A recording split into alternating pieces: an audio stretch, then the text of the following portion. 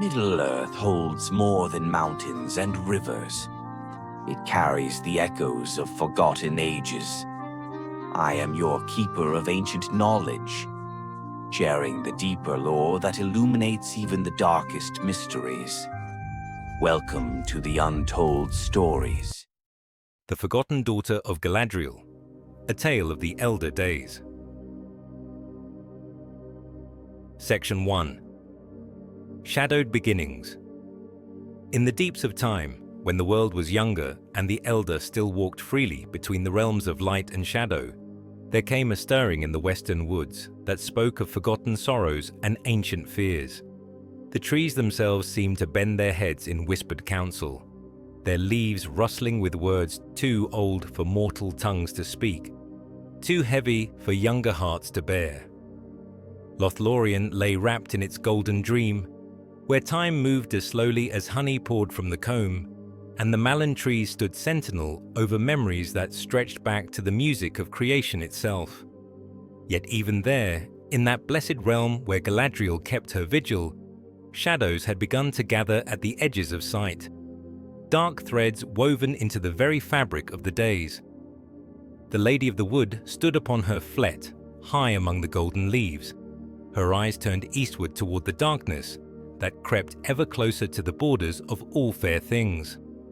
In her hand, she held a mirror of silver, its surface still as the pools of Nimrodel. Yet within its depths moved visions that troubled her ancient heart, for she had seen, in the turning of the years, a face that should not be, could not be, yet was. A daughter, not Celebrian, beloved of Elrond, whose light had passed over the sea after the shadow touched her. This was another, born in the hidden years when the world was racked with war and sorrow, when even the wise were driven to choices that echo still in the halls of memory. A child conceived in love and lost to necessity, given to the keeping of the wild places when the darkness of Dol Guldur first began to stir, when even Lothlórien could not guarantee sanctuary for one whose very existence might draw the eye to fall upon them all. The wind stirred the golden leaves, and with it came the scent of rain from the misty mountains, carrying whispers of a name that Galadriel had buried so deep within her heart that she had almost convinced herself it was merely another dream. Valdrasil, Star of the Flame, called so for the light that had burned in her eyes from the moment of her first breath, a light too bright, too pure, too dangerous for the darkening world. Now, after long years of silence, the visions came again. A figure walking the wild paths between the Anduin and the eaves of Fangorn, neither fully of the forest nor of the riverlands, but belonging to both and neither. Hair dark as the spaces between stars, yet shot through with silver like moonlight on water. Eyes that held depths of sorrow and joy intermingled, as if she had drunk from both the wells of memory and hope. Galadriel's fingers tightened upon the mirror's rim. She had thought her sacrifice complete, her choice made for all time. To protect her daughter, she had let the world believe her dead, had watched from afar as the child grew wild and free under the protection of the Ents and the guidance of the river spirits. Never knowing her true heritage, never understanding why she felt the call of both earth and star in her blood. But the wheel of time turns ever forward, and the patterns laid down in the music of the Ainur cannot be denied forever. War was coming to Middle-earth once more, and with it, choices that would reshape the very foundations of the world. The One Ring stirred in its hiding place, though its time had not yet come to light. Dol Guldur cast its shadow ever wider, and in the darkness, something that wore the shape of the necromancer plotted the return of a master whose name was not yet spoken in the councils of the wise. In such times, even the forgotten could not remain hidden. Even the lost must choose their parts in the great music that was yet to be played. And Galadriel, oldest and wisest among the Eldar still dwelling in Middle-earth, felt the weight of knowledge pressing upon her heart like a stone. The mirror's surface rippled, and for a moment, she saw not visions of what might be, but the echo of what was. A child's laughter ringing through the golden wood, small hands reaching for the light of Erendil's star, and the terrible moment when she had placed her daughter in the arms of those who would take her away, knowing it might be forever. The shadows were gathering, and somewhere in the wild lands between memory and hope, Valdrasil walked unknown toward a destiny that would shake the very pillars of heaven and earth. Section 2. A Whisper in the Trees. In the heart of Fangorn Forest, where the roots of the world run deepest, and the memory of the elder days still lingers in every twisted branch, the Ents had begun to stir from their long dreaming. Treebeard, eldest of the shepherds of the trees, felt a trembling in the earth that spoke not of wind or weather, but of something far more ancient awakening. Something is not right, he murmured to himself, his voice like the creaking of old wood in winter storms. The trees are speaking of old sorrows, old secrets. Very hasty, very strange. For 3 days now, the whispers had grown stronger. The beech trees spoke of a figure walking the borderlands, one who moved with the grace of the firstborn, yet carried herself with the wild freedom of those who had never known the halls of kings. The willows by the Entwash bent their trailing fingers toward the water, and sang of silver hair that caught moonlight like spider's silk, and eyes that held depths older than their face should know.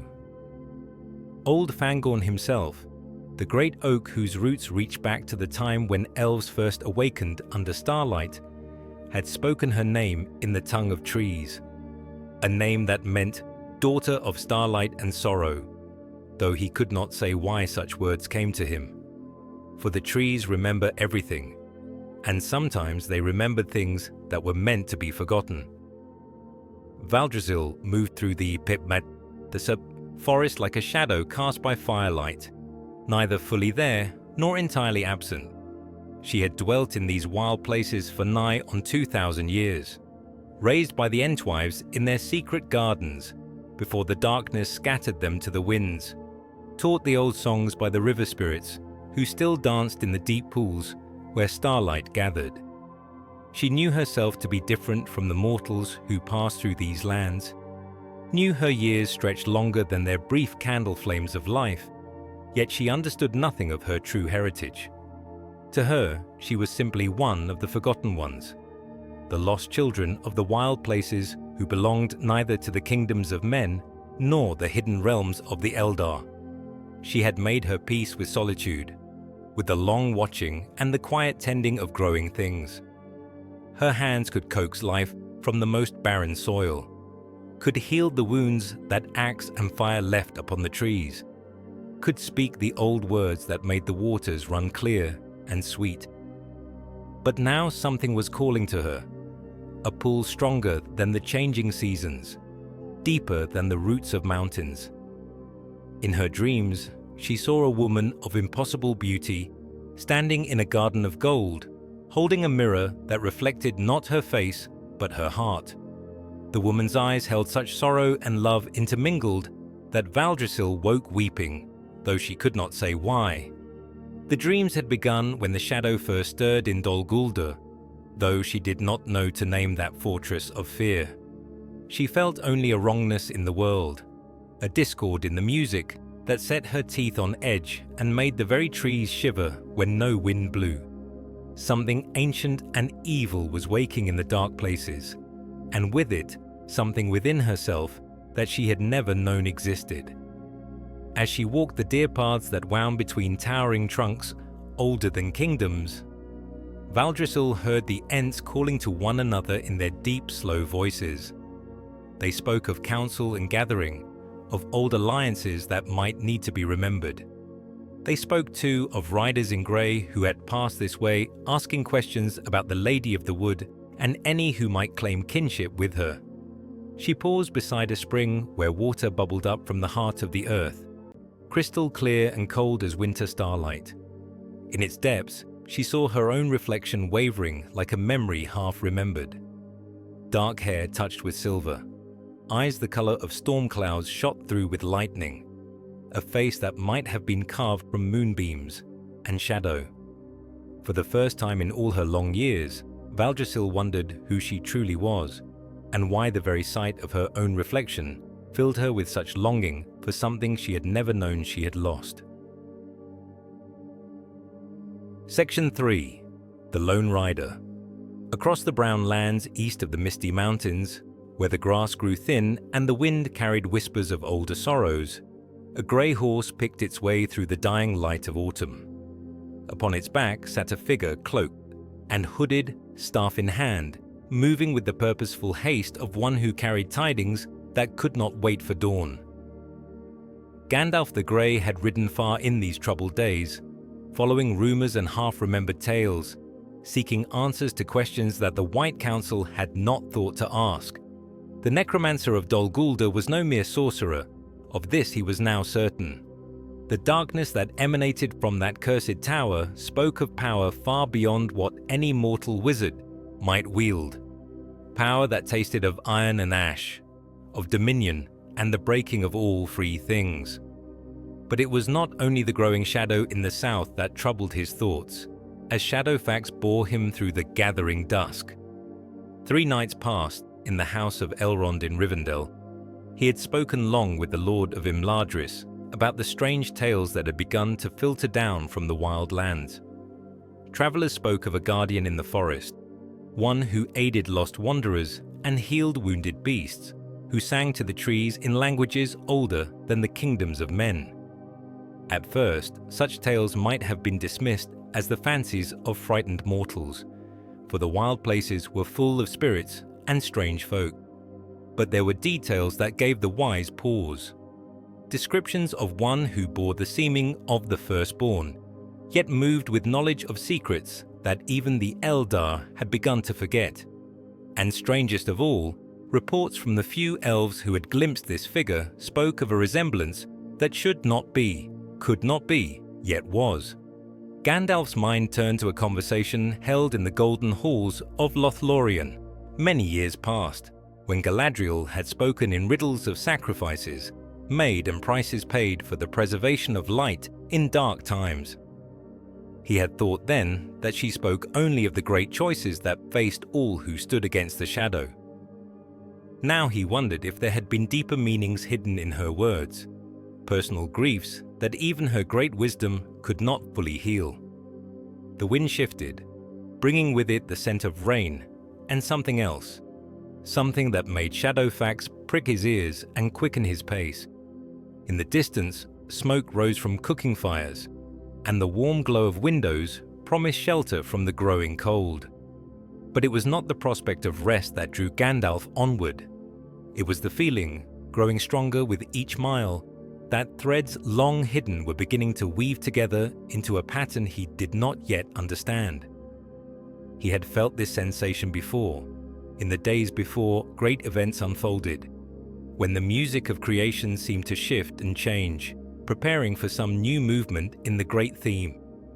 It was the feeling that had driven him to Hobbiton all those years ago, when he first looked upon young Bilbo Baggins and saw in him the makings of something far greater than a simple burglar. It was the sense that fate itself was stirring, ready to play its hand. As the first stars appeared in the darkening sky, Gandalf allowed himself a moment of honest doubt. The task before him seemed impossible. To convince the White Council that the necromancer was more than he appeared. To unite the scattered peoples of Middle-earth against a threat they did not yet understand. To kindle hope in hearts that had grown weary of the long defeat. And now, perhaps, to solve a mystery that touched the very heart of one whose wisdom he valued above all others. But doubt, he had learned long ago, was a luxury that servants of the light could not afford. There were fires to kindle and hearts to hearten, roads to walk and burdens to bear. Whatever secrets lay hidden in the wild places, whatever sorrows the years had buried, they would come to light in their proper time. His task was to be ready when they did, to stand firm when the storm broke, and to ensure that when the darkness fell, there would still be those willing to stand against it. Shadowfax carried him onward through the night, toward whatever destiny awaited in the days to come. Section 4. Dol Guldur in the distance. 3 leagues south of the borders of Lothlórien, where the golden wood gave way to darker growth, and the very air seemed to thicken with unspoken dread, Valdrisil stood upon a hill that had no name, gazing toward a shadow on the horizon that drew her eyes like a lodestone draws iron. Dol Guldur, the hill of sorcery, though she did not know men called it so, rose like a poisoned fang against the southern sky. Even at this distance, the fortress seemed to pulse with a malevolent life of its own, its dark towers reaching towards heaven like accusing fingers. No birds flew near its walls, no green thing grew upon its slopes, and the very clouds seemed to part above it as if the sky itself recoiled from what dwelt within. She had felt its pull for days now, growing stronger with each sunset, calling to something deep within her that she did not understand. In her dreams, she walked its corridors of black stone, drawn ever deeper into chambers where shadows had weight and whispers spoke of ancient hungers. Always she woke before reaching the heart of the labyrinth, but each time the dreams came clearer, more urgent, as if something within those walls knew her name and was calling her home. The rational part of her mind, the part trained by the Entwives in herb lore and healing, by the river spirits in the reading of water and wind, warned her to turn away. Nothing good could come of that place. Even the trees spoke of it only in the winter tongue, the language of endings and sorrow. The stones themselves seemed to weep when the wind from the south brought its taint across the land. Yet still she stood and watched, unable to turn away, feeling a resonance in her very bones that spoke of connection, of kinship, of some tie that bound her to that place of darkness, whether she willed it or not. It was as if a part of herself lived there, imprisoned in those black towers, waiting for her to come and claim it. Behind her, the trees of Fangorn whispered warnings in the old tongue. They spoke of the necromancer who had made his dwelling there, of the shadow that grew stronger with each passing season, of servants who were neither alive nor dead, walking the paths between the worlds. They begged her to remember her true nature, to recall the light that burned within her blood, though she understood none of their deeper meanings. Child of two bloods, they murmured in voices like wind through autumn leaves. Daughter of starlight and earth song, do not let the darkness claim what was bought with such sorrow. Remember who you are before it is too late to choose. But Valdrisil heard only wind and rustling leaves, for the gift of understanding the speech of trees had never been given to her in fullness. She caught fragments, warnings, pleas, ancient names that stirred something in her memory, but not enough to comprehend the danger that drew her steps ever southward. As the sun set behind the misty mountains, painting the sky in shades of gold and crimson that reminded her achingly of dreams half remembered, she saw lights kindle in the windows of Dol Guldur. They were not the warm yellow glow of hearth fires, but a cold, green radiance that hurt to look upon, like flame that gave no heat, like stars fallen into corruption. In that sickly light, shapes moved upon the battlements, tall figures that might once have been noble, now bent beneath the weight of their dark master's will. She thought she heard, carried on the evening wind, the sound of chanting in a language that predated the rising of the sun, words of binding and command that made her soul shrink within her. Yet even as fear touched her heart with fingers of ice, the pull grew stronger. Whatever lay within those walls was part of her somehow, part of the mystery of her own existence that she had never thought to question. She was drawn to it as water seeks the sea, as flowers turn their faces toward the sun, by a force deeper than thought or will. As the first stars appeared in the darkening sky, Valdrisil made a choice that would echo through all the years to come. Tomorrow, when the sun rose again, she would begin the journey south. She would walk the dark paths that led to Dol Guldur. would seek answers to questions she had never known to ask. Behind her, the trees wept silver tears that fell like rain upon the earth, mourning for innocence soon to be lost. Section 5. Into the Black. The approach to Dol Guldur was a journey through the geography of nightmare, where the very ground seemed poisoned by the malice that dwelt within the fortress walls. Valdrasil walked paths that no wholesome foot had trod for centuries, through valleys where the water ran black as ink and the air tasted of ash and bitter herbs. The trees here were not the wise ancient guardians she had known in Fangorn, but twisted things that reached toward her with branches like grasping fingers, their bark scarred with runes that hurt the eyes to look upon. Their leaves, where any remained, were the color of old blood, and they whispered not words of wisdom, but fragments of spells and curses in the black speech that made her very soul recoil. As she drew nearer to the hill upon which the fortress stood, the wrongness in the air grew thicker, pressing against her like a physical weight. Each breath was an effort, each step a conscious act of will against the voice that screamed in her mind to turn back, to flee while flight was still possible. But the pull that had drawn her here was stronger now, an iron chain about her heart that hauled her forward regardless of her fear. The walls of Dol Guldur rose before her like the cliffs of some primordial hell. Black stone shot through with veins of sickly green that pulsed with their own malevolent light. No mortar held these stones together. They had been fused by arts that predated the shaping of the world, welded into a single mass of crystallized malice that seemed to drink in the light of sun and stars and give back only darkness. At the great gate, which stood open like a mouth waiting to devour, shadows writhed with independent life. They reached toward her as she passed beneath the archway, and where they touched her cloak, the fabric crumbled to ash. Yet they did not bar her way. If anything, they seemed to welcome her, to recognize something in her that even she did not understand. The corridors within were labyrinthine beyond mortal comprehension, winding ever downward and inward toward the heart of the fortress. The walls were carved with scenes that told the history of Middle-earth as seen through the eyes of darkness. The kinslaying at Alqualonda, the fall of Gondolin, the drowning of Numenor, all rendered in exquisite detail that made them seem to move and breathe in the shifting shadows. As she walked deeper into the maze, Valdrasil began to hear voices, not the crude chanting of orcs or the hissing whispers of the Nazgul, but something far older and more terrible.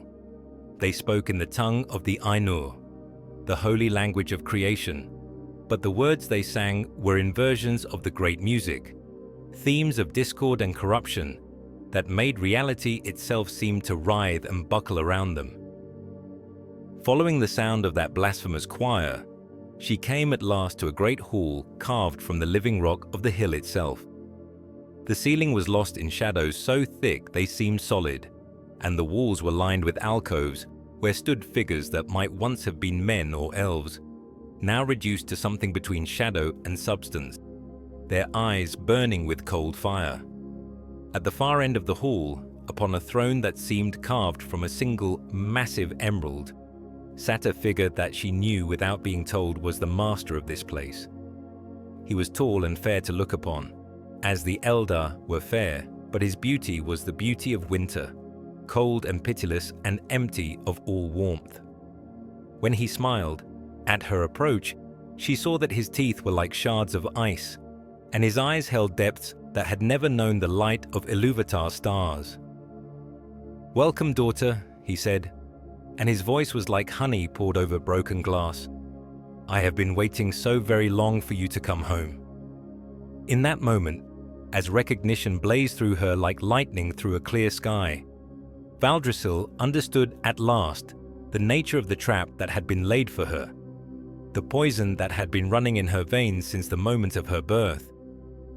The pull she had felt, the dreams that had haunted her nights, the restless wandering that had brought her ever closer to this place, all of it had been designed to bring her here, to this moment, to this choice between the light she had never known and the darkness that claimed her as its own.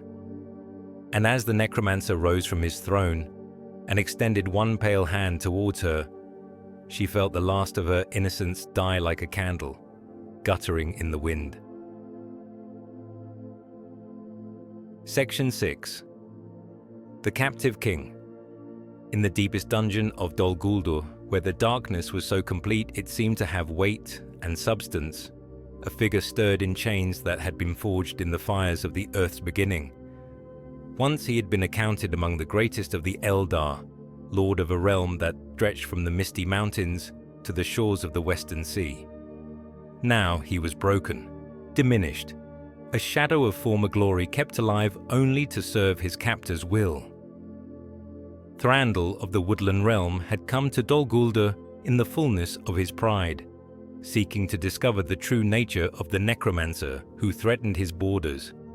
He had brought with him a company of his finest warriors, elves whose skill with blade and bow was legend among their people.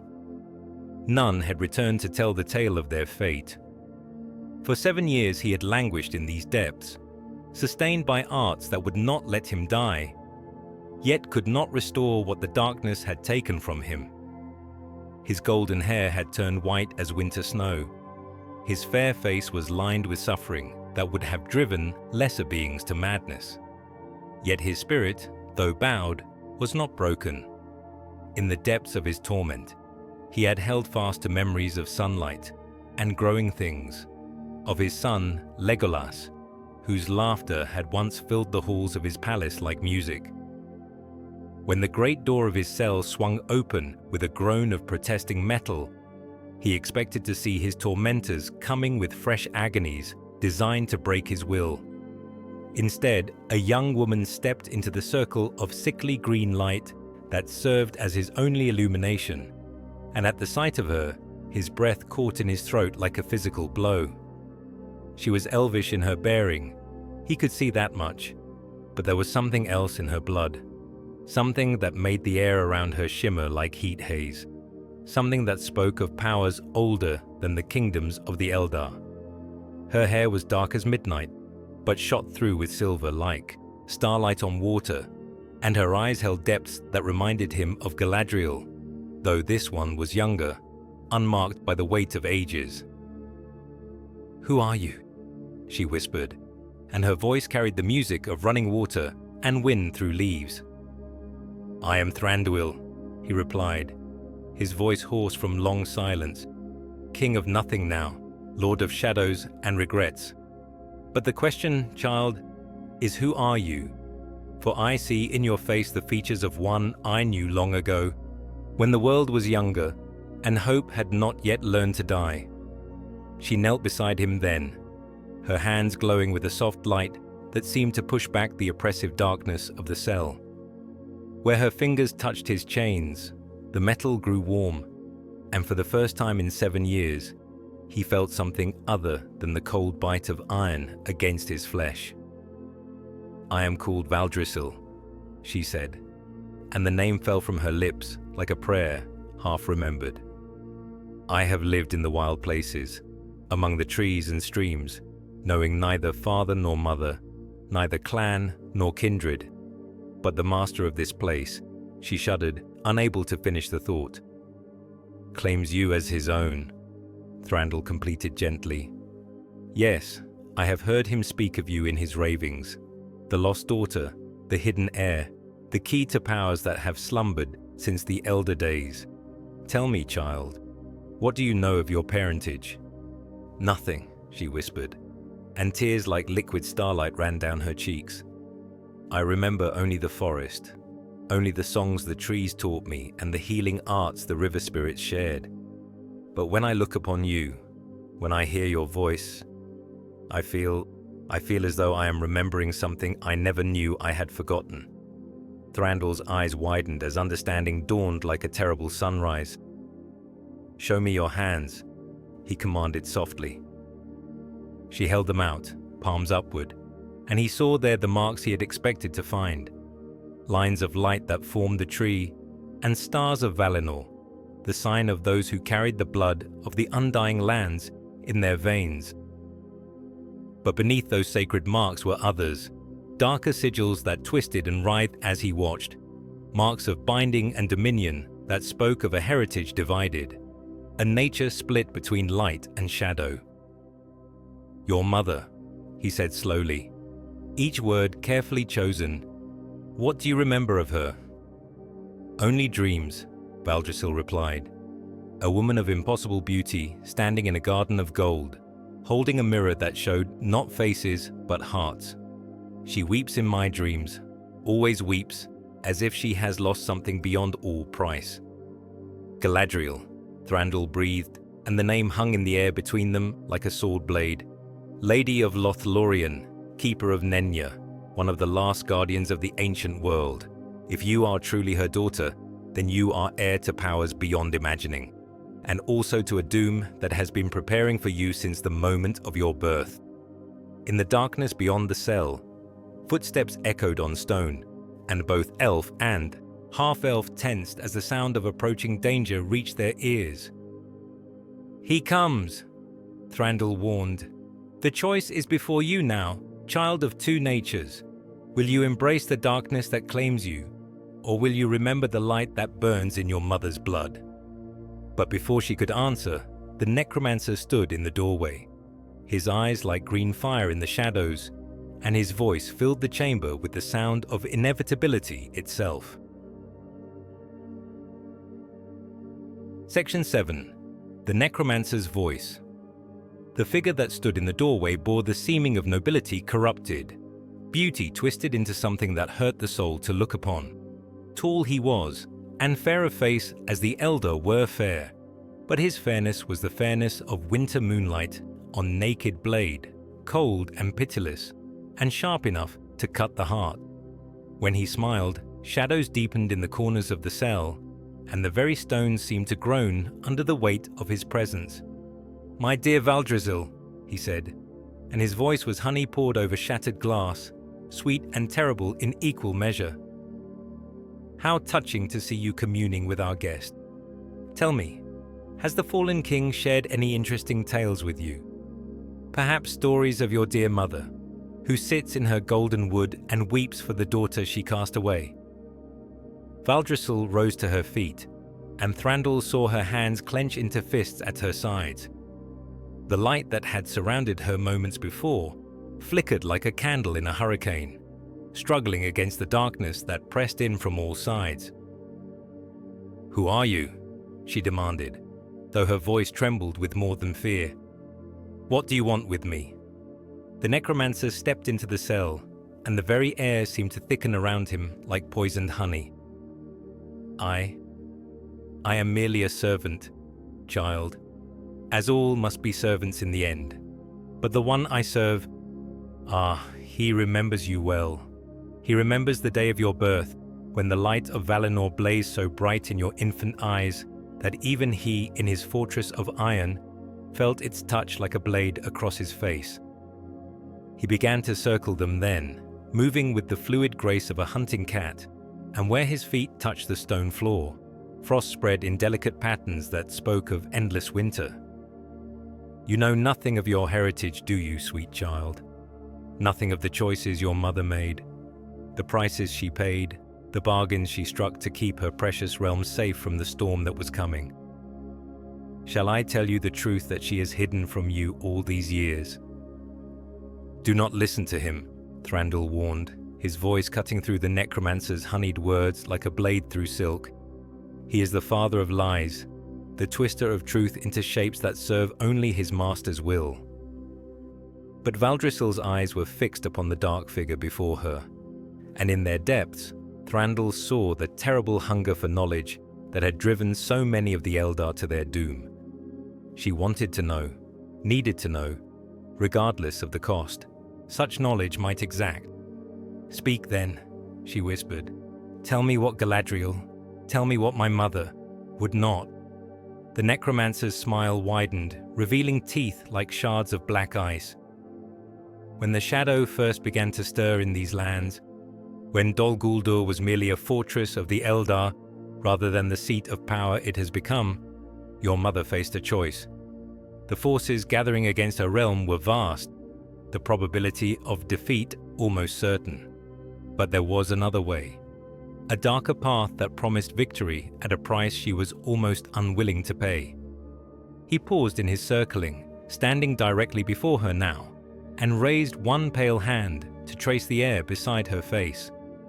Where his fingers passed, shadows followed, and Valdrasil felt cold seep into her very bones. She came to us, he continued, his voice dropping to a whisper that somehow filled the entire chamber. Proud Galadriel, bearer of one of the three rings, guardian of the ancient wisdom, she came in secret, veiled and cloaked, and offered a bargain that even we had not dared to hope for. Lies, Thranduil said, but his voice lacked conviction, for he remembered tales told in whispers of choices made in desperate hours, of prices paid in the darkness that daylight could not comprehend. A child, the necromancer said, ignoring the fallen king entirely, born of her body but sired by one of my master's servants, given freely to our service in exchange for the protection of her realm. A daughter who would carry both light and shadow in her blood, who could walk between the worlds and serve as bridge between powers that had warred since the music of creation began. Valdrasil staggered as if struck, her hand flying to her throat, where suddenly she felt the weight of chains she had never noticed before.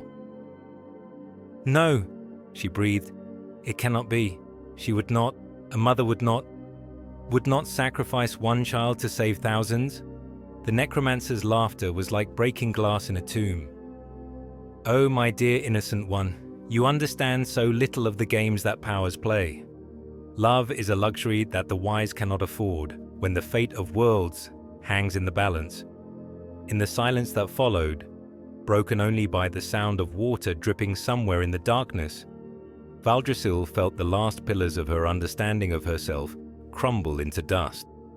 She was not the lost child of the wild places she had believed herself to be. She was a weapon, forged in secret and hidden away until the time came for her to be used.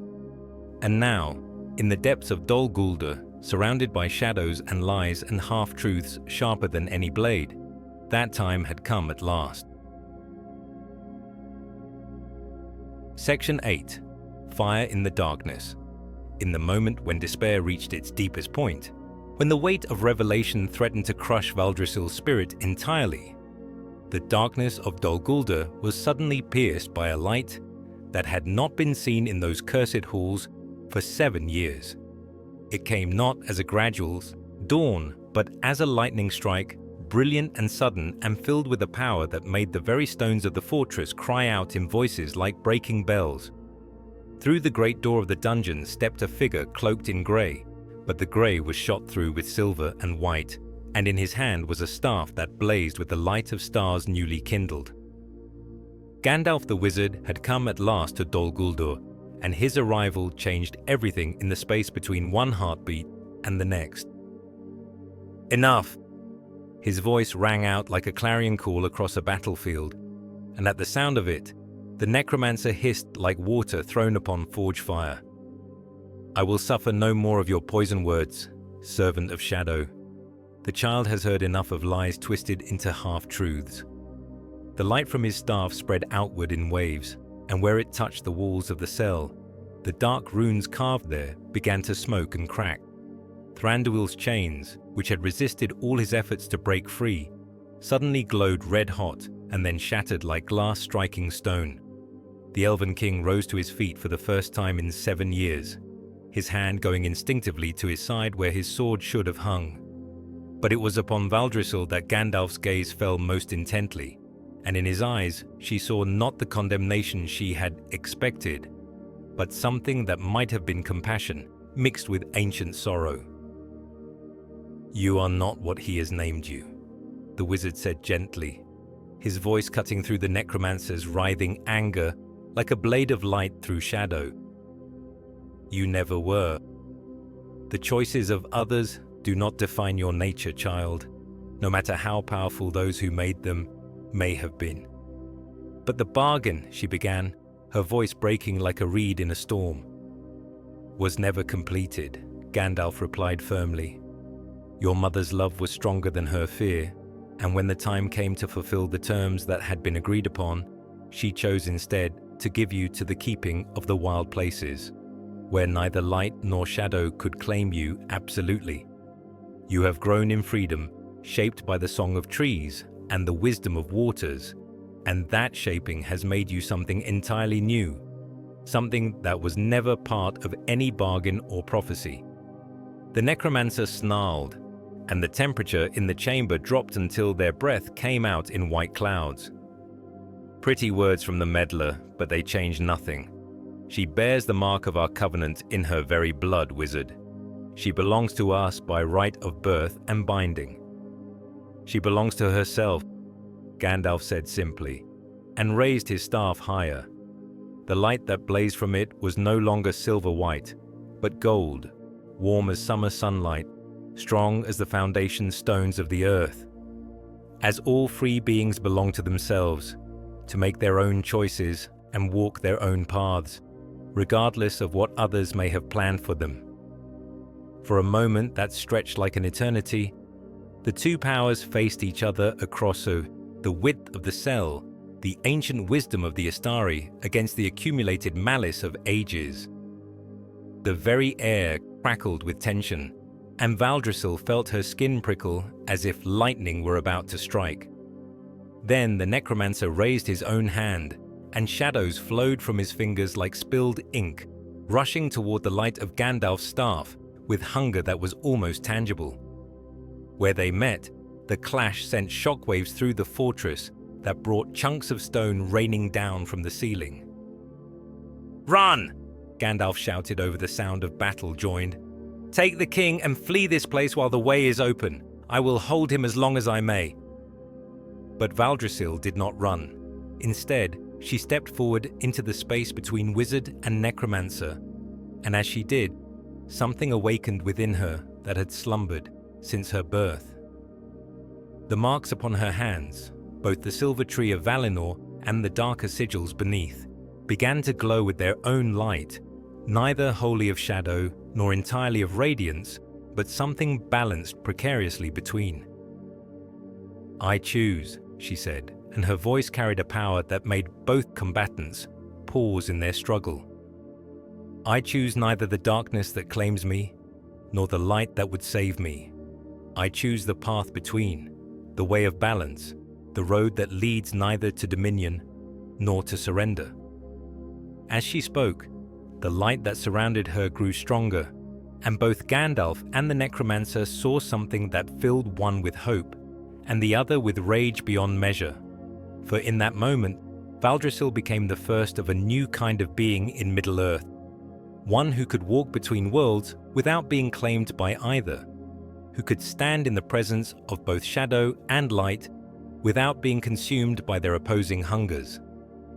The necromancer screamed, a sound like all the winds of winter given voice, and his form began to dissolve at the edges, as if the very sight of her balanced radiance was more than his concentrated malice could bear. "This is not ended," he hissed as he faded like smoke before dawn. "She may have escaped us now, but the days are coming when all must choose a side, when balance itself will be tested in the fires of war. She will be ours in the end, wizard. Mark my words well." And then he was gone, leaving only the echo of his laughter bouncing off the walls of the empty cell. Section 9. Return to the Wise. The halls of Elrond in Rivendell had seen many councils in their long history, but few had gathered under such weight of urgency and foreboding as the one that convened on a grey morning when autumn was turning toward winter. In the great chamber where decisions of moment had been made since the elder days, the White Council sat in somber conclave, their faces grave with the burden of knowledge newly won. At the head of the gathering sat Elrond himself, Lord of Imladris, his ageless features marked with lines of care that spoke of sleepless nights, spent pondering the reports that had reached him from the south. To his right sat Galadriel, Lady of Lothlórien, her golden hair like sunlight even in the subdued lighting of the chamber, though her eyes held depths of sorrow that seemed to reflect all the pain of the world. Across from them, Gandalf the Grey leaned heavily upon his staff, the recent struggle in Dol Guldur having left its mark upon even his enduring strength. Beside him, restored to some measure of his former dignity, despite the ordeal he had endured, sat Thranduil of the Woodland Realm, his white hair gleaming like silver in the firelight. And in the center of them all, neither fully accepted nor entirely outcast, stood Valdrasil. The daughter who had been hidden was hidden no longer, and her presence changed the very nature of the council that had been called to address the growing shadow in the east. The necromancer is no mere sorcerer, Gandalf began, his voice carrying the weight of hard-won certainty. Of this I am now convinced beyond all doubt. The power that dwells in Dol Guldur is ancient and malevolent beyond the understanding of most, and it grows stronger with each passing day.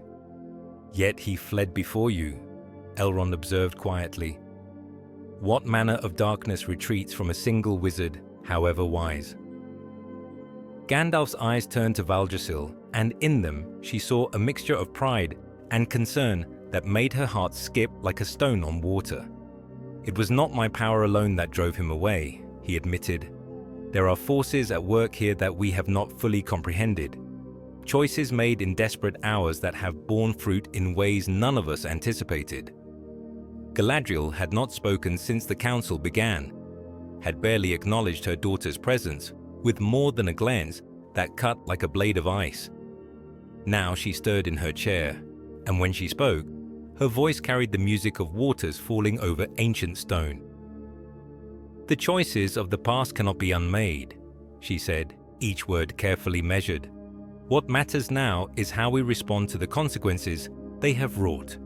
The question before us is not what was done in darkness, but what we will do in the light that remains to us. The light that remains grows dim, Thranduil said grimly.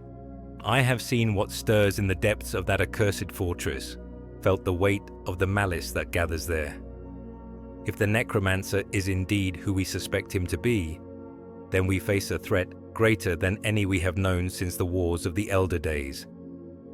Sauron.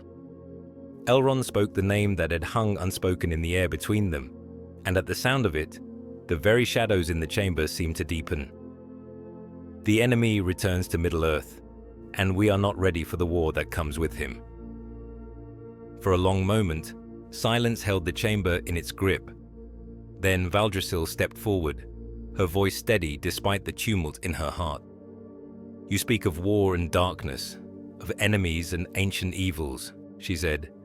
But what of the choice that stands before us now? What of the path that leads neither to victory nor defeat, but to something that has never been tried before? All eyes turned to her then, and she felt the weight of their attention like a physical force pressing against her shoulders. These were the wise of Middle-earth, the guardians of ancient lore and keepers of the sacred fires. What could she, daughter of wild places and forgotten paths, offer to their councils? I have walked between worlds, she continued, drawing strength from the memory of the light that had blazed within her in the depths of Dol Guldur. I have felt the pull of both shadow and radiance, and I have chosen neither.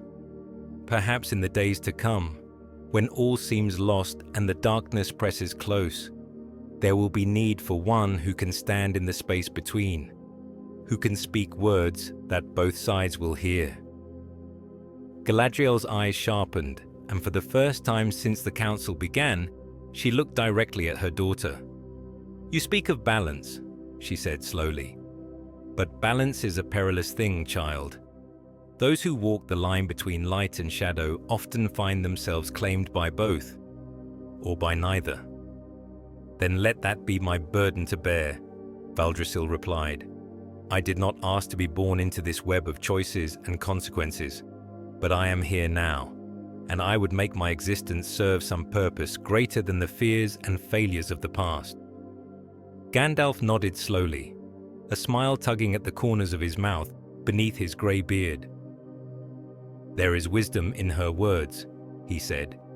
"The old ways of war and conquest have brought us only to this pass.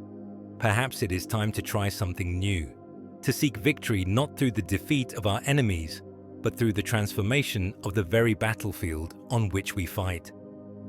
The council talked long into the night, weighing choices and consequences, exploring paths that might lead to hope or despair in equal measure.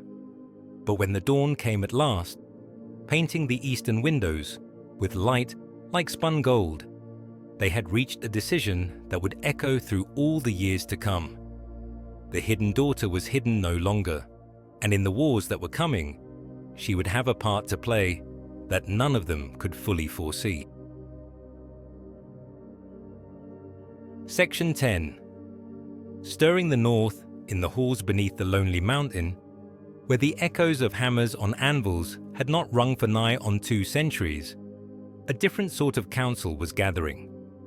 King Thorin Oakenshield sat upon the throne of his fathers, though it was carved from stone rather than wrought from gold, and around him stood the greatest of the dwarven lords, who had heeded his call to reclaim their ancient home.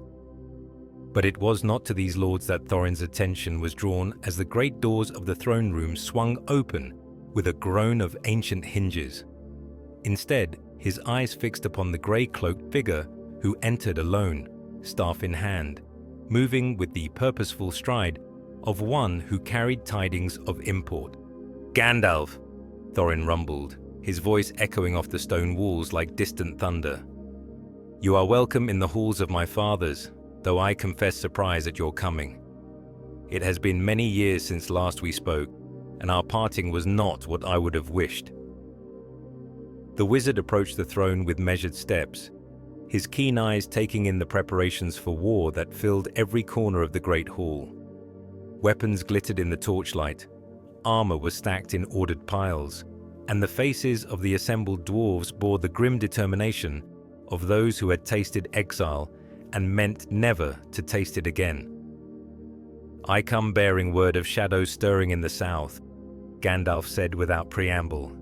"The enemy that your people remember from the songs of the elder days begins to move again, and when he does, all the free peoples of Middle-earth will need to stand together if any are to survive the storm that comes."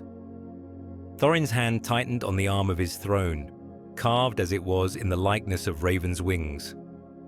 "My people have stood alone against the darkness before," he said proudly.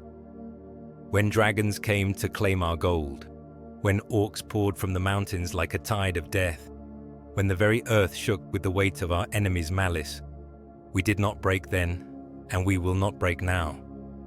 Alone you stood, yes," Gandalf acknowledged, "and alone you fell, or near enough to make no matter. Erebor was lost for 200 years, Thorin King.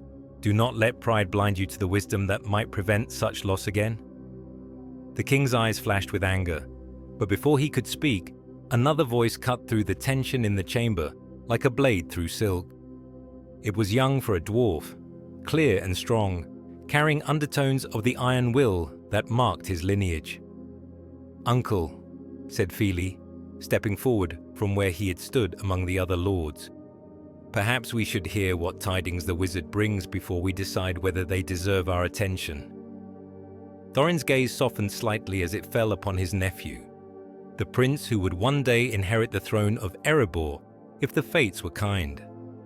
There was wisdom in the young dwarf's words, wisdom born not of years, but of the experiences they had shared in reclaiming their homeland. "Speak then," Thorin commanded, settling back in his throne. "Tell us of these shadows you fear, and why the king under the mountain should concern himself with dangers that threaten lands far from his realm." Gandalf nodded gravely and began to speak of Dol Guldur and the necromancer who dwelt there, of the growing darkness in the east and the signs that pointed to the return of powers better left undisturbed. He told them of the White Council's fears, of the need for unity among the free peoples, of the wars that were coming whether they wished for them or not. But as he spoke, his mind turned to other matters. to a young woman who walked between worlds, to choices made in darkness that might yet serve the light, to the delicate web of alliances and friendships that would need to be woven if Middle-earth was to survive the trials ahead. For Gandalf knew, as perhaps none of the others did, that the war against Shadow would not be won by armies alone. It would take courage and wisdom, sacrifice and hope, and perhaps most importantly of all, the willingness to trust in those who seemed least likely to bear the weight of destiny. In the north, the dwarves stirred in their mountain halls, remembering old grievances and ancient glory. In the south, darkness gathered its strength for the storm to come. And somewhere between them, walking paths that had no names on any map, a daughter of two worlds prepared to play her part in the great music that was yet to be written. The pieces were moving on the great board of Middle-earth, and the game that would decide the fate of all things free was about to begin. Section 11. A Hobbit Remembered. In the green hills of the Shire, where the seasons turned as they always had, and the greatest worry of most folk was whether the autumn harvest would be sufficient to see them through the winter, Bilbo Baggins sat in his study at Bag End, quill poised over a sheet of fine parchment, as he struggled to find the right words for the chapter he was writing. Now, how did it go exactly? He murmured to himself, tapping the feather against his lips as he tried to recall the precise sequence of events in the goblin tunnels beneath the misty mountains. Was it riddles in the dark or riddles in the darkness? And did I say, "What have I got in my pocket?" first? Or did he guess that was a riddle before I meant it to be one? The memory was clear enough in his mind.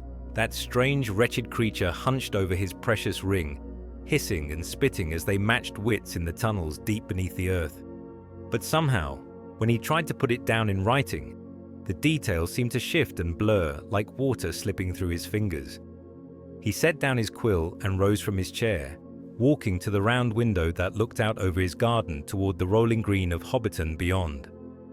The late afternoon sun slanted through the glass, painting golden squares on the polished wood of his floor, and from somewhere in the distance came the sound of Sam Gamgee whistling as he tended the flowers outside the market. It was a peaceful sound, a contented sound, the sort of thing that made a hobbit glad to be exactly where he was, with exactly the life he had chosen.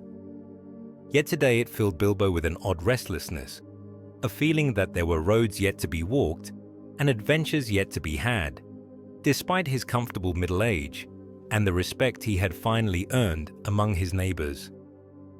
Perhaps it was the letter that had arrived that morning, carried by one of those great grey birds that sometimes brought messages from the wide world beyond the Shire's borders. Gandalf's spidery handwriting had been barely legible, but the message had been clear enough. Times of trial were coming, and old friendships might soon be tested in ways none of them had anticipated. The wizard had not asked for anything specific, had not summoned Bilbo to leave his comfortable hole and take up the walking stick once more. But there had been something in the tone of the letter, some undercurrent of urgency and concern that suggested the peaceful days might not last much longer. "Precious," Bilbo whispered to himself, his hand going unconsciously to the pocket where he kept the ring that had made all his adventures possible. It was warm to the touch, as it always was, and seemed to pulse with a life of its own. Sometimes, when he held it up to the light, he thought he could see patterns moving in its golden depths, symbols and signs that seemed familiar, yet remained beyond his understanding. He had told no one about the ring's true nature, not even Gandalf. It was his secret, his treasure, the one thing from all his travels that belonged to him and him alone. Yet lately, he had begun to wonder if keeping such secrets was wise. The world was changing. He could feel it in the very air, see it in the way the birds flew and the clouds gathered. Perhaps the time was coming when old secrets would need to be shared, when even the quiet folk of the Shire would be called upon to play their part in larger stories. A knock at his door interrupted his musings, and he turned away from the window with a mixture of irritation and curiosity. Visitors were not uncommon, but something about the pattern of the knocking, soft, tentative, almost hesitant, suggested this was not one of his usual callers. When he opened the green door of Bag End, he found himself looking into eyes that seemed older than the face that held them, darker than storm clouds, but shot through with silver like lightning. The young woman who stood on his doorstep wore the simple green and brown garments of a traveler, but there was something about her bearing that spoke of nobility, of bloodlines that stretched back to the very foundations of the world. "Master Baggins," she said, and her voice carried the music of wind through leaves, water over stone. "I hope you will forgive the intrusion. I am called Valdresil, and I come seeking one who is said to be wise in the ways of the road and the lore of far places." Bilbo's eyebrows rose nearly to his hairline. It had been years since anyone had sought him out for wisdom, years since his reputation as an adventurer had brought strangers to his door. Most folk in the Shire considered him a respectable old bachelor now, eccentric perhaps, but harmless, more likely to be found tending his garden than planning expeditions to distant mountains. "Well now," he said, stepping back to allow her entry, "I'm not sure how wise I am, but I've certainly seen a thing or two in my time. Please, come in, come in. The kettle's just boiled, and I find that most problems look smaller when viewed over a proper cup of tea." As she crossed the threshold of Bag End, Valdresil felt something she had not expected. A sense of peace, of belonging, of having found a place where the weight of destiny could be set aside for a while, in favor of simpler pleasures. Whatever storms were gathering in the wide world, whatever choices lay ahead for her and all the free peoples of Middle-earth, here at least there was kindness and warmth and the promise of understanding. And in his pocket, though neither of them knew it yet, Bilbo's ring grew a little warmer, as if recognizing the presence of another whose fate would be intertwined with its own in the days to come. Section 12. The plan set in motion. In the secret depths of Erebor, in chambers that had not seen the light of sun or star for centuries beyond counting, the greatest of the dwarven smiths labored over forges that burned with fire drawn from the very heart of the earth. The sound of their hammers rang like bells across the caverns, and the air shimmered with heat that could melt steel and reshape the very bones of mountains. But it was not weapons they forged in those hidden places, nor armor for the wars that everyone now knew were coming. Instead, they worked with maps and memories, with legends half remembered, and songs that spoke of treasures lost in the depths of time. For Gandalf's words had stirred more than just the desire for alliance in King Thorin's heart. They had awakened dreams of reclamation that went far deeper than the mere recovery of gold and jewels. In the great map room, carved from living rock, where the walls were covered with charts that showed the secret ways beneath the mountains, Thorin stood with his most trusted advisors, studying parchments that had been ancient when his grandfather's grandfather was young. Balin leaned over his shoulder, his white beard gleaming in the torchlight as he traced routes with one gnarled finger. "The path to the Grey Mountains is clear enough," the old dwarf was saying. "And from there, the way to the Iron Hills presents no insurmountable difficulties. But this other matter, this quest that the wizard has set his heart upon, that will require more than courage and determination." Thorin's eyes were fixed upon a map that showed not the familiar paths of trade and war, but something far more precious and dangerous. It was a chart of Lake Town and the approaches to the Lonely Mountain, but marked upon it in runes of silver were notations that spoke of dragons and treasures, of cursed gold and sleeping fires that might wake at any moment. "Smaug the chiefest and greatest of calamities," he said softly, speaking the name that had haunted his dreams for decades. "The fire drake of the north, who came down from the Grey Mountains like a hurricane of flame and malice. He sleeps now in the halls of my fathers, coiled upon gold that was wrested from the hands of my people with fire and death. He has slept for 60 years, Balin observed quietly. Some say he may have died in his sleep, that the great fires have finally burned themselves out. And some say that dragons live forever, Thorin replied grimly, that they grow ever stronger and more cunning with age, that their greed burns hotter than any forge fire. Would you stake the lives of our people on the hope that Smaug has simply faded away like smoke on the wind? Across the chamber, Dwalin hefted his great axe and spat into the corner.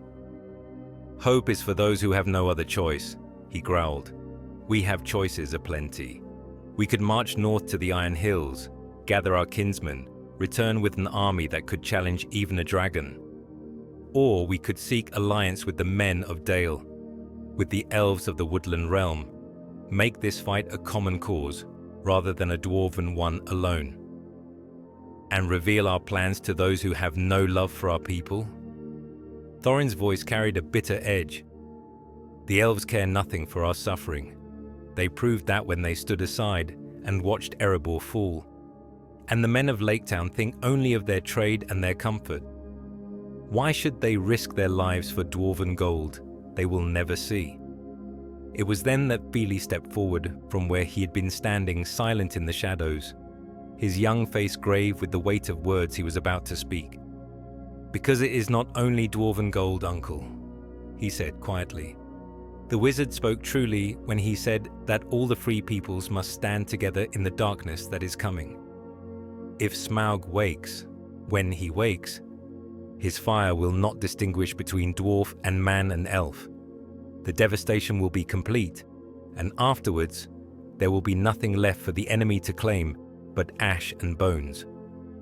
Thorin looked at his nephew for a long moment, seeing in the young prince's eyes a wisdom that had been hard-won through their shared trials. The reclamation of Erebor had taught them all lessons about the price of isolation, about the value of unexpected allies, and the danger of letting pride override prudence.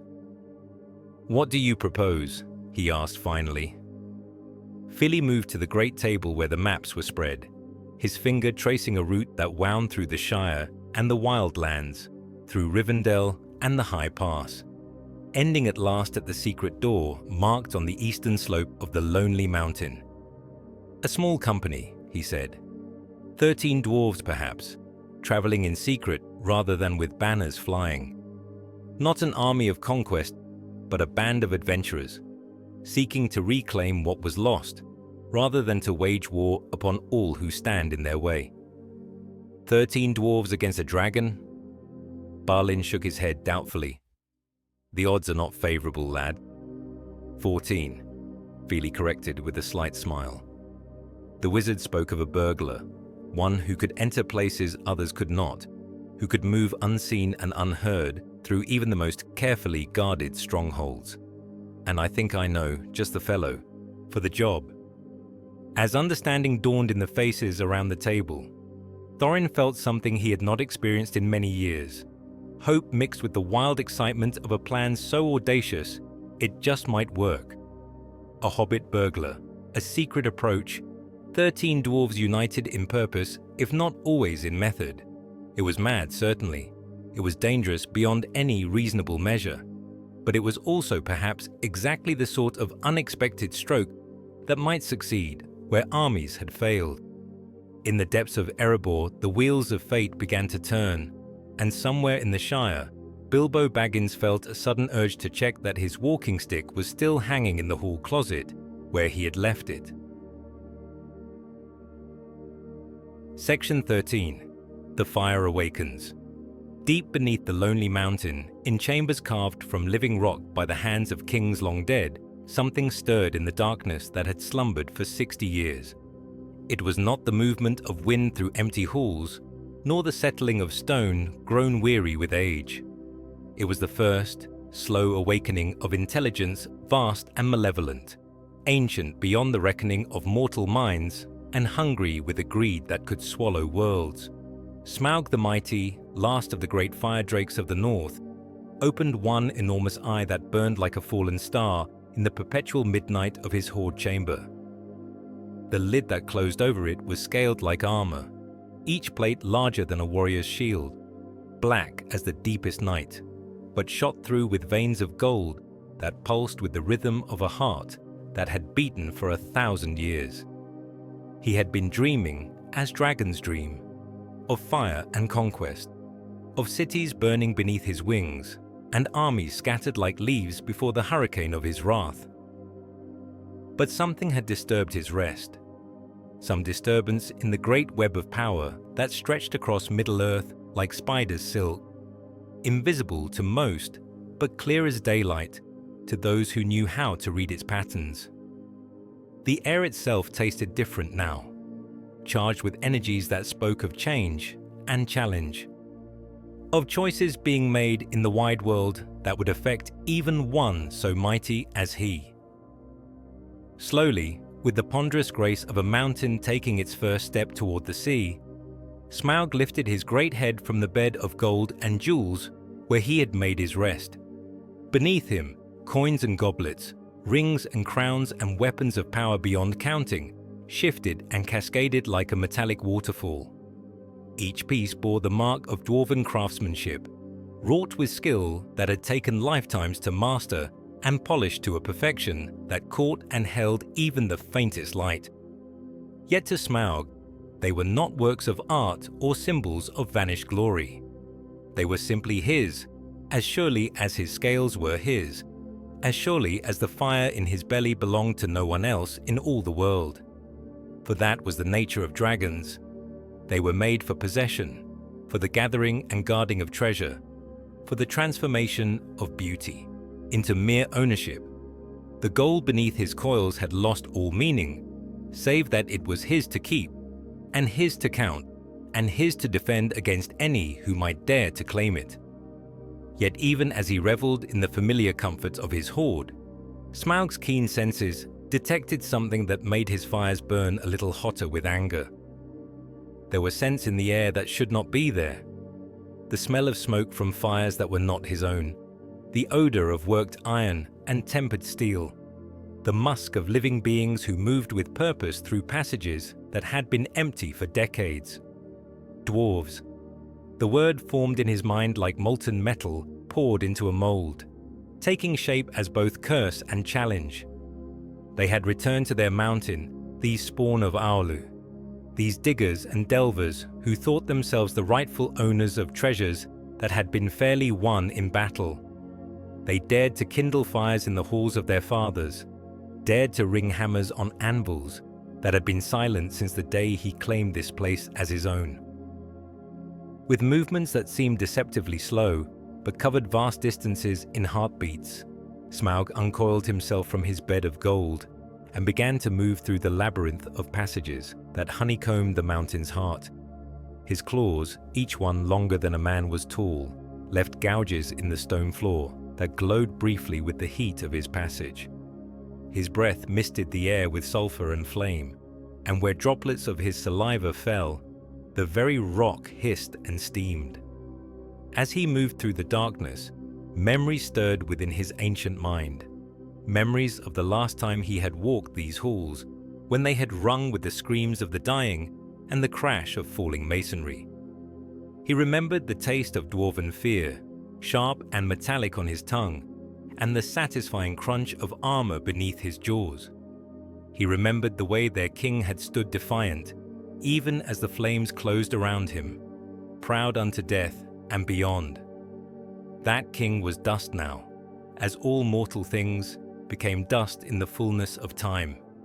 But dragons were not mortal, and dragons remembered everything, and the debt that had been paid in fire and blood had been paid only in part. There were accounts still to be settled, scores still to be balanced, lessons still to be taught about the price of defying one who was mightier than armies. In the depths of the mountain, Smaug smiled, and the expression was terrible to behold. His teeth gleamed like ivory daggers in the faint red glow of his internal fires, and his eyes reflected depths of malice that made the darkness itself seem bright by comparison. The dwarves had returned to reclaim their ancient home. How delightful. How perfectly, wonderfully naive. They would learn, as their fathers had learned before them, that some treasures came with a price too high for any to pay. The dragon began to sing then, a low rumbling melody that made the very foundations of the mountain tremble. It was a song of fire and endings, of possessions claimed and challenges answered. And deep in the forges far below, the dwarven smiths paused in their work as they felt the first tremors of the awakening above them, not yet understanding what their hammering had roused from its long sleep. Section 14. A blade. Not yet drawn. In the shadows of Dol Guldur, where darkness had taken root like poison in the bones of the earth, the necromancer's defeat had left a void that nature itself seemed reluctant to fill. The fortress stood empty now, its black towers reaching toward a sky that wept perpetual grey tears.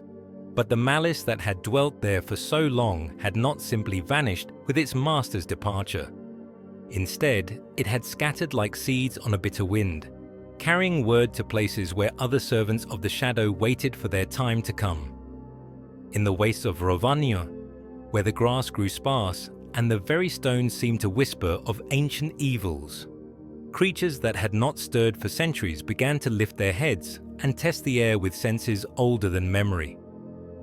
The Nazgul felt it first, those 9 who had once been kings of men and now were neither living nor dead, bound to their master's will by rings of power that had long since consumed their souls.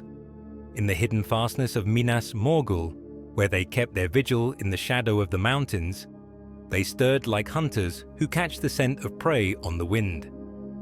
"The time grows short," whispered the Witch King, chief among them, his voice like the rustle of dry leaves in autumn graves. "Our master calls to us across the void, though he speaks not yet in words that mortal ears might hear. The preparations must begin, the ways must be made ready, the ancient alliances must be renewed." His 8 companions nodded in unison, their faces hidden beneath hoods that revealed only darkness shot through with the cold fire of their eyes. They had waited so long, these servants of shadow, watching as the free peoples of Middle-earth grew complacent in their peace, as old alliances weakened and ancient vigilance slackened into comfortable routine. But patience was one of the gifts their master had given them, along with their terrible unlife. They could wait as stones wait, as darkness waits for the failure of light, as winter waits for the death of green growing things. And now, at last, the waiting was almost done. In the far south, beyond the reach of maps drawn by the wise or songs sung by the elves, other powers stirred as well. The mouth of Sauron, herald of the Dark Tower, though the tower itself stood not yet, felt the change like a physical blow to his corrupted spirit. He had been traveling the long roads of Harad and Rune, weaving webs of alliance and fear among the tribes of men who remembered neither the light of Valinor nor the music of creation. "The wheel turns," he murmured to himself, as he stood upon a hill that overlooked the great bay where the ships of the corsairs rode at, anchor like black swans upon dark water. The age of peace draws to its close, and the age of iron begins. Soon the banners will be raised, soon the horns will sound, soon the world will burn in fires that shall make all previous wars seem like children's games.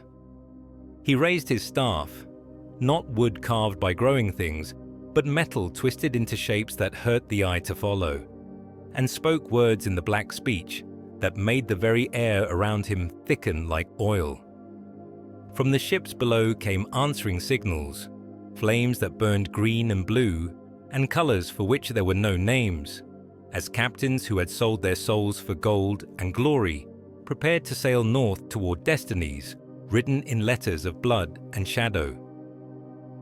Yet it was not only the servants of darkness who felt the change in the great pattern of events. In Lothlórien, where time flowed like honey and the golden leaves fell upward into light that never faded, Galadriel stood once more beside her mirror, her eyes fixed upon visions that shifted and swirled like smoke in a hurricane. She saw armies marshalling in the east. She saw dragons stirring in their lairs. She saw the ships of the enemy raising black sails beneath skies that wept fire. But most clearly of all, she saw her daughter walking roads that had no names, carrying burdens that no one else could bear, moving toward choices that would reshape the very foundations of the world. The time of testing comes, she whispered to the empty air, her voice carrying harmonics that made the very trees lean in to listen. The choices made in darkness bear their fruit at last, and we shall see whether love was stronger than fear, whether hope can endure when all hope seems lost. In Rivendell, Elrond felt the same stirring, the same sense of great events rushing toward their culmination, like rivers racing toward the sea. He stood in his library among books and scrolls that held the wisdom of ages, but for all their accumulated knowledge, none could tell him whether the choices that lay ahead would lead to victory or destruction for all that he held dear. And in Bag End, Bilbo Baggins set down his pen and walked to the window, driven by an urge that he could not name, to look toward the roads that led away from the Shire into the wide world beyond. The ring in his pocket seemed to pulse with its own rhythm, matching the beating of his heart, and for a moment he could have sworn he heard voices calling to him from very far away. The pieces were all in motion now, the great game entering its final phase. In the north, the dragon wakened. In the south, the shadow gathered its strength. And somewhere between them all, walking the line between light and darkness, hope and despair, a daughter of two worlds prepared to choose the fate of Middle-earth itself. Section 15. The Kingdom Reclaimed. The battle for Erebor began not with the clash of armies or the thunder of war horns, but with the soft whisper of bare feet on ancient stone as Bilbo Baggins crept through passages that had not known the touch of light for 60 years. Behind him, 13 dwarves moved like shadows within shadows, their mail wrapped in cloth to muffle its sound, their beards bound with leather to keep them from catching on the rough walls. They had come by way of the secret door, that hidden entrance marked on Thorin's map in runes that only the wise could read. It had taken the combined skills of wizard and burglar to open it, Gandalf's knowledge of the ancient words, and Bilbo's clever fingers working in concert to turn the key that had been wrought in the fires of creation itself. Now they stood in the heart of the mountain, in halls where once the greatest kings of the dwarves had held court, where the sound of hammers on anvils had rung from dawn to dusk, and the light of forge fires had painted the walls in shades of gold and crimson. But those halls were cold now, empty of all save dust and memory, and the accumulated weight of years beyond counting. "The throne room lies ahead," Thorin whispered, his voice barely audible even in the profound silence that surrounded them. "And beyond that, the treasure chamber where Smaug makes his rest. If the dragon still lives, if he still guards the gold of our fathers, then this is where we will find him." Bilbo's hand went instinctively to the ring that hung about his neck on a chain of mithril, the magic circlet that had already saved their lives a dozen times over in the long journey from the Shire. With it, he could walk unseen among enemies, could pass through guarded places like a ghost in daylight. But even the ring's power seemed fragile here, in this place where greater magics had been wrought and darker purposes served. As they moved deeper into the mountain, following passages that Thorin remembered from his youth, they began to see signs of the dragon's presence. Claw marks gouged deep into solid stone, scorch marks on the walls, where fire had burned hot enough to melt metal, and everywhere the acrid smell of sulfur and ash that spoke of a creature whose very breath was death. It was Ori who first spotted the gleam of gold ahead, the reflection of their torchlight off surfaces that threw back 1,000 tiny suns. He pointed with one trembling finger, unable to speak for the wonder that had seized his heart, and the others gathered around him to peer through the archway that opened onto wonders beyond imagining. The treasure chamber of Erebor was a cavern vast as a cathedral, its ceiling lost in shadows that no torch could penetrate. But it was not the size of the space that stole their breath. It was what filled it. Gold beyond counting, piled in drifts and mounds and rivers of precious metal that caught the light and threw it back in waves of molten radiance. Jewels like captured stars winked from every surface, and weapons and armor of dwarven make gleamed with the perfection that only mastersmiths could achieve. And in the Pater, center of it all, coiled like some vast serpent around the greatest pile of treasure, lay Smaug the Terrible in all his dreadful majesty. Even in sleep, he was magnificent and horrifying in equal measure. His scales gleaming like black mail, shot through with veins of fire, his great head pillowed on a bed of golden cups and crowns. He sleeps, Balin breathed, wonder and terror warring in his voice. The dragon sleeps, and all the treasure of our people lies defenseless before us. But even as the old dwarf spoke, one enormous eye opened in the darkness, pupil contracting to a slit of molten gold that fixed upon the intruders with malice older than kingdoms. Smaug had not been sleeping. He had been waiting, savoring the moment when these presumptuous thieves would reveal themselves, when the game of cat and mouse could begin in earnest. Well, well, the dragon purred, his voice like the rumble of avalanches in the deep places of the earth. What have we here? Barrel riders and door breakers, creeping through my halls like the thieves they are. I smell Dwarf Lord. I hear Dwarf Lord's breathing. I feel Dwarf Lord's air. Where are you? Come now, do not be shy. Come out and face me, King under the mountain, if king you truly are. The battle that followed was like nothing sung in the lays of heroes or recorded in the chronicles of the wise.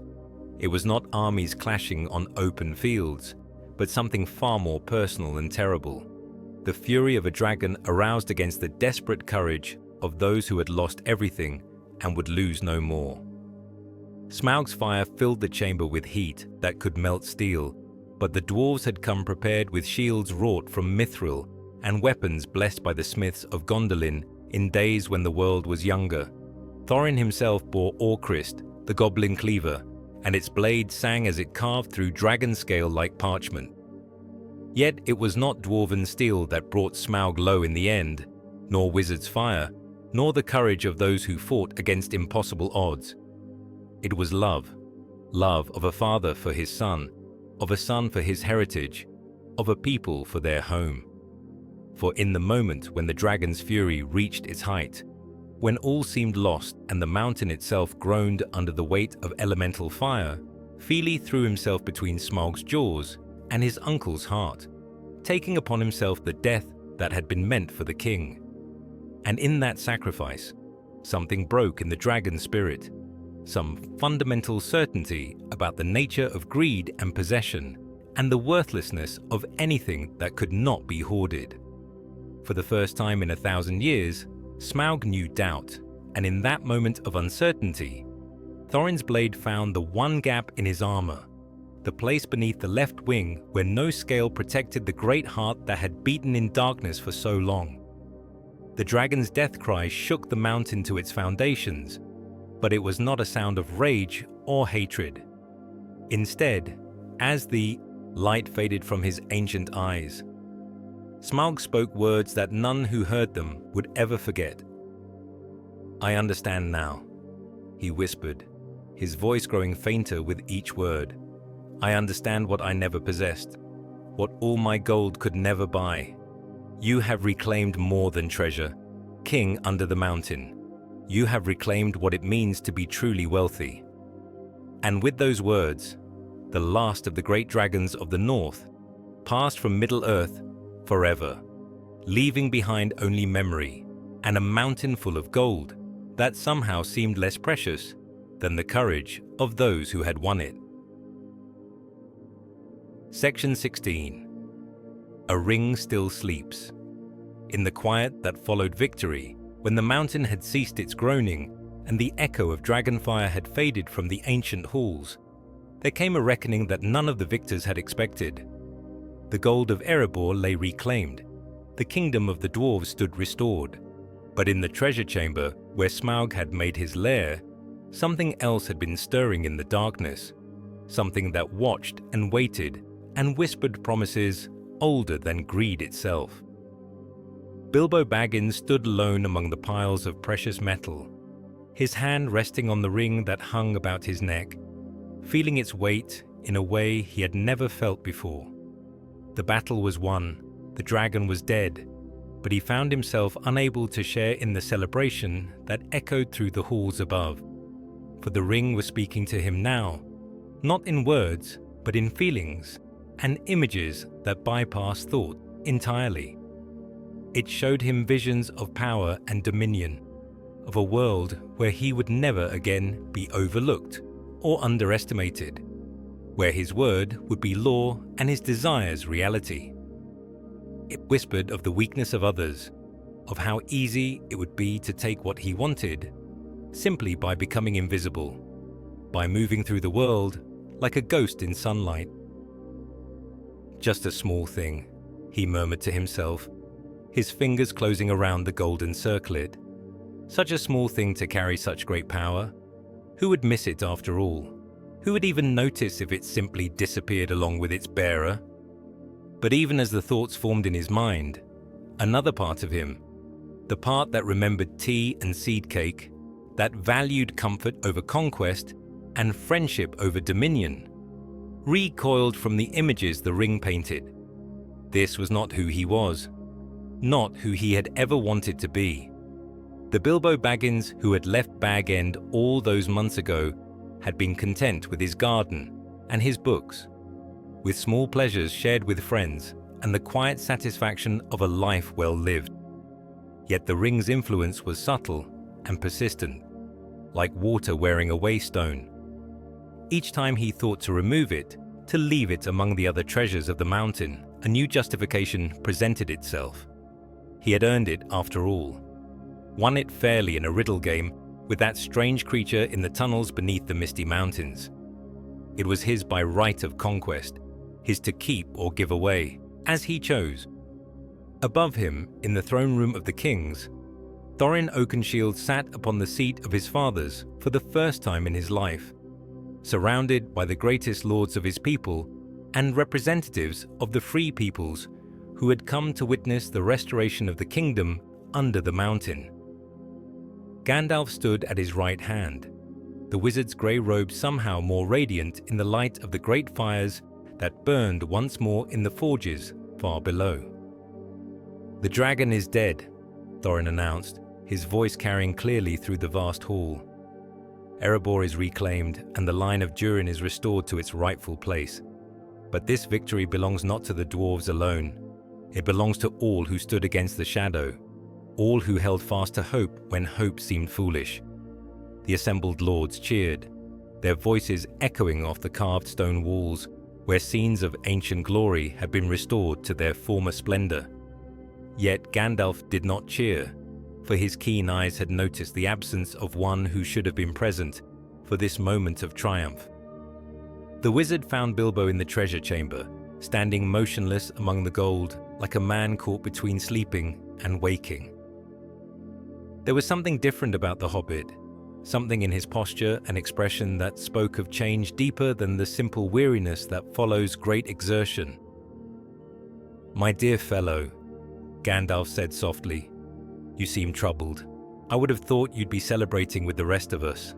After all, without your courage and cleverness, none of this would have been possible." Bilbo started as if waking from a dream, his hand jerking away from the ring with a motion that might have been guilt or simply surprise. "Oh, Gandalf, I didn't hear you approach.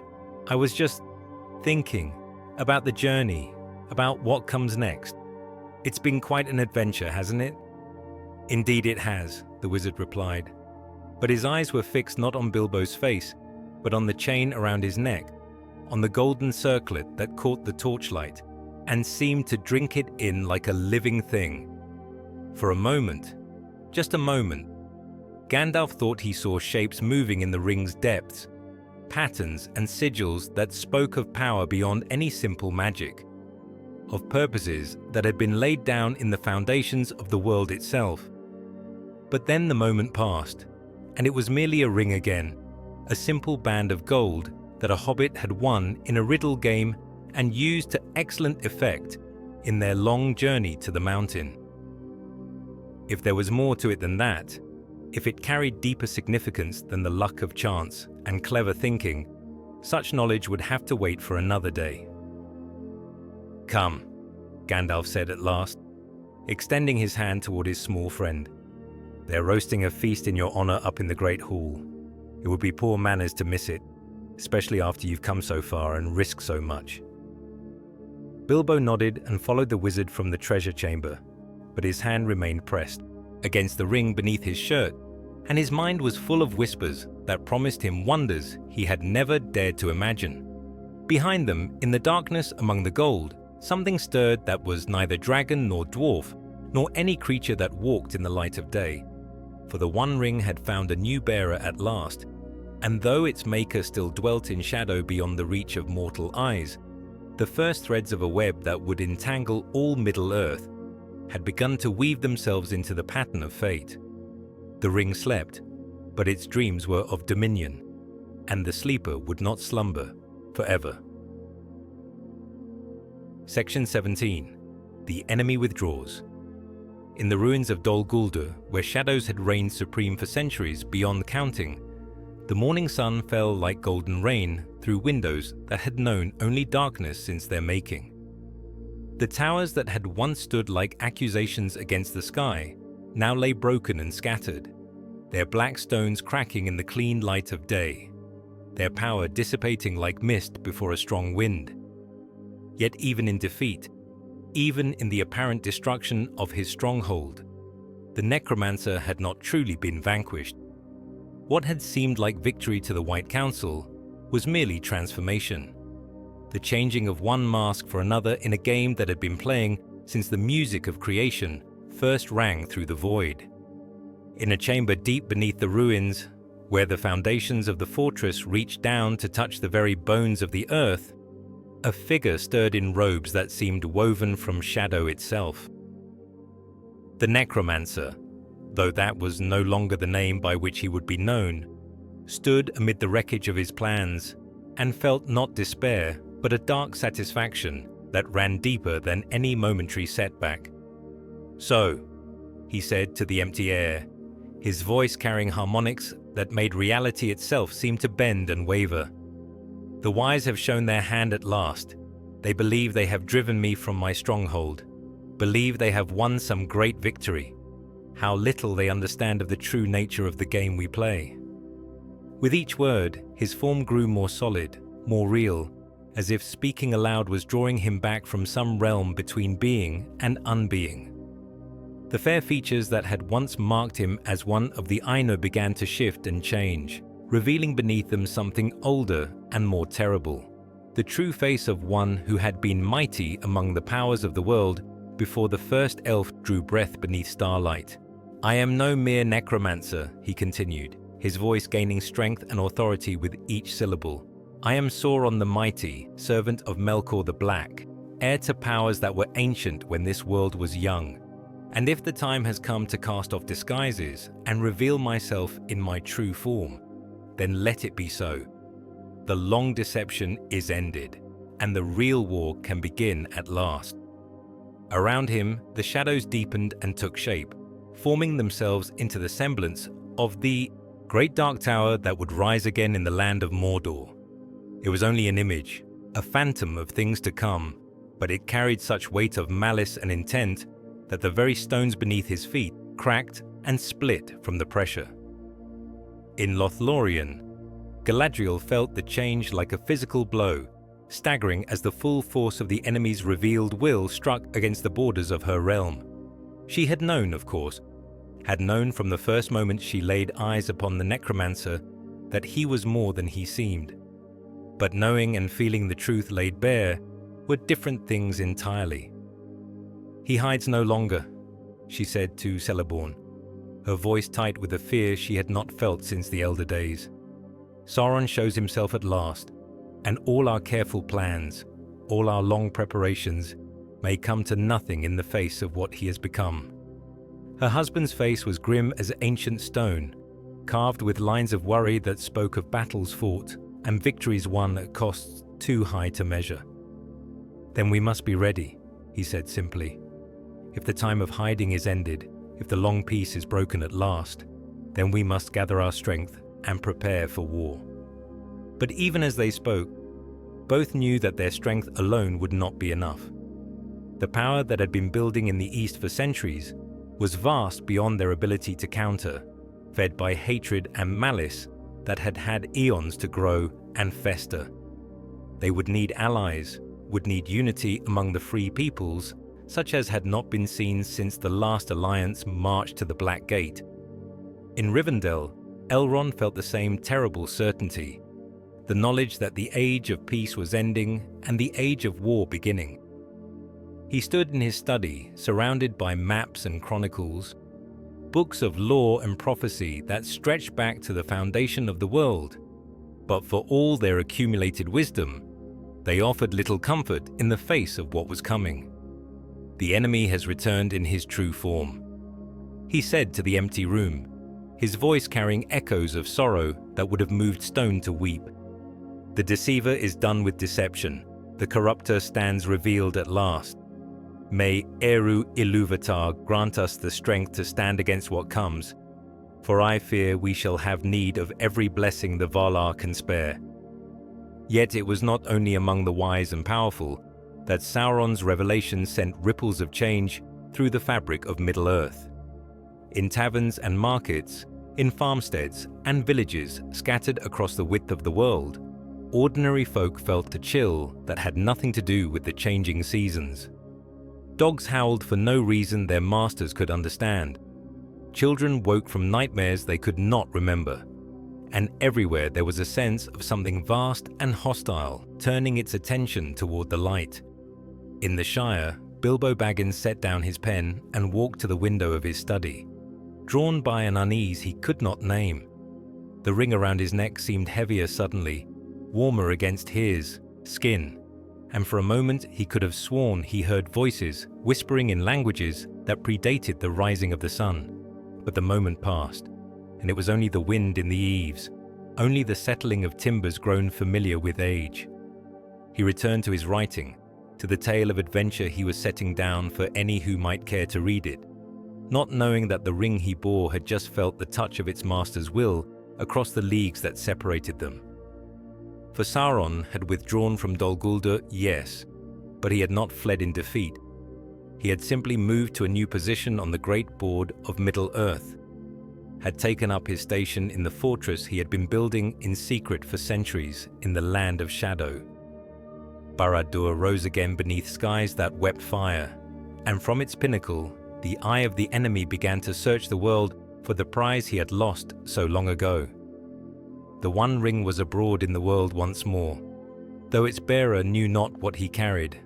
And in Mordor, Sauron smiled with lips that had forgotten how to speak any word, save those of dominion and control, and began to gather his armies for the war that would decide the fate of all free things. Section 18. Hope in Ashes. In the years that followed the reclamation of Erebor and the revelation of the enemy's true nature, a strange peace settled over Middle-earth.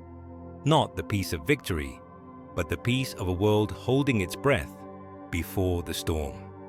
In every corner of the free lands, preparations were made for the war that all knew must come, while in the shadows, servants of darkness gathered strength for the conflict that would determine whether light or shadow would rule the days ahead. Valdresil walked the roads between worlds during those years, no longer hidden but not yet fully revealed, serving as messenger and guardian to those who had need of her unique gifts. She carried word between the scattered counsels of the wise, bore comfort to those who despaired in the growing darkness, and slowly, carefully, began to weave the bonds of alliance that might hold when the final test came. In Lothlórien, she stood once more before her mother, but this time not as a lost child seeking understanding, but as a daughter grown into her own power and purpose. Galadriel looked upon her with eyes that held both pride and sorrow, seeing in Valdrasil's face the echo of choices made in darkness and love that had conquered fear. "You have become what I hoped you might," the Lady of the Wood said softly, her voice carrying music that made the golden leaves sing in harmony. Neither fully of the light nor claimed by shadow, but something new, something that might serve as bridge between worlds that have known only enmity. "I am what you made me," Valdrasil replied, though there was no bitterness in her words, only a deep understanding that had been hard-won through years of wandering and wonder. Child of two bloods, bearer of burdens that neither side alone could carry. But I choose my own path now, Mother, and it leads neither to dominion nor to surrender, but to something that has no name in any tongue spoken under sun or stars.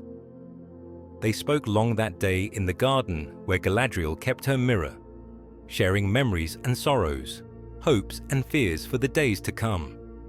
When evening fell and the stars began to kindle in the darkening sky, they parted not as strangers, but as mother and daughter who had found their way back to each other across the years of silence and separation.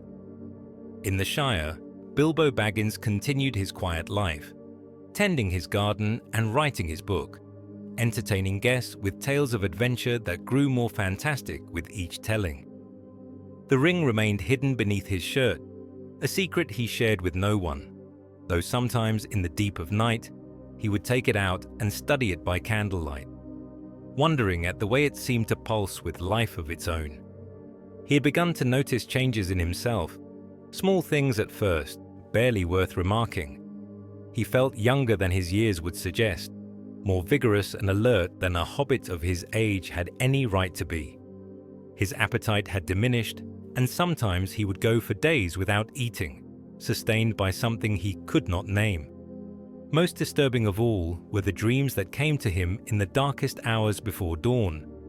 Visions of a great eye wreathed in flame, searching, always searching, for something that remained tantalizingly beyond its reach. Yet for all the strangeness that had entered his life, Bilbo remained content with his lot. The ring was his, fairly won and freely kept, and if it carried mysteries he did not understand, well, what burglar did not have a few secrets of his own? In Erebor, King Thorin ruled with wisdom, tempered by the hard lessons of exile and return. The Mountain Kingdom prospered as it had not for centuries, its forges burning bright, its halls ringing with the sound of hammer on anvil. Yet even as he celebrated the restoration of his people's glory, Thorin knew that darker days were coming. He strengthened his alliances with the men of Dale and the elves of the Woodland Realm, preparing for the war that would test every bond of friendship and every oath of loyalty. Far to the south, in the shadow of mountains that had no name in the common tongue, the Dark Tower rose ever higher, its pinnacle reaching toward a sky that knew no sunlight. From its highest chamber, Sauron looked out across a world that he would claim as his own, his will directed toward the task of finding the one thing that could complete his dominion over all things. The Ring of Power was out there somewhere, hidden from his sight, but not beyond his reach. He could feel it, a constant ache in the very foundations of his being, calling to him across the leagues like a child crying for its parent. Soon, when his armies were complete and his plans mature, he would begin the final hunt for the treasure he had lost so long ago. But until that day came, he would wait with the patience of mountains and the inevitability of winter, secure in the knowledge that all roads led eventually to Mordor, that all choices would bring his enemies to the place he had prepared for them. The game was entering its final phase, the pieces moving toward their destined positions, and when the last move was made, there would be only one master standing over the board. Yet in the wide world beyond his fortress, hope endured in unexpected places, in the love between friends who would die for one another, in the courage of those who stood guard against the darkness, in the simple joy of growing things, and the laughter of children who knew nothing of the shadow that threatened their tomorrows, and in a daughter who walked between worlds, carrying within herself the possibility of something that had never been before. A balance that might hold when all other balances failed. A bridge that might span the gulf between light and shadow. A hope that had been bought with sacrifice and would be tested in fires yet to come. The ring slept in the Shire, but its dreams were stirring. The eye searched from its tower, but what it sought remained hidden. And somewhere between sleeping and waking, between hiding and revelation, the fate of Middle-earth hung in the balance, waiting for the moment when all would be decided and the true war would begin at last. In the end, it would not be armies that determined the outcome, nor wizards with their ancient wisdom, nor kings with their noble hearts. It would be small hands and great courage, simple choices made with love rather than fear, and the understanding that even the smallest person can change the course of the future when they have the heart to try. But those days lay yet ahead, hidden in the mists of time yet to come. For now, there was only waiting and watching, and the slow gathering of strength for the storm that would either break the world or remake it in the image of hope, reborn from ashes. The greatest story was yet to be told.